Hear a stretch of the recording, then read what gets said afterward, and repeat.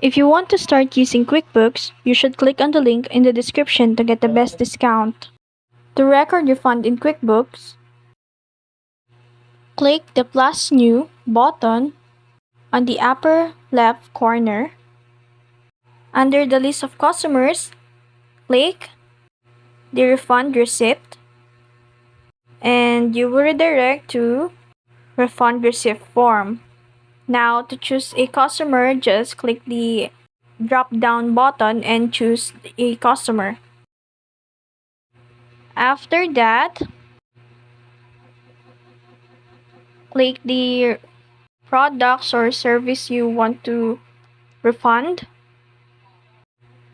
and then change the refund types to PayPal, bank, or cash. You can also print it for future references.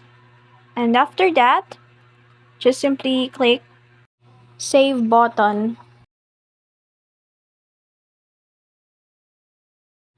And that's it.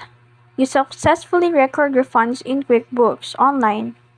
If you found this video helpful, don't forget to like, share, and subscribe to the YouTube channel.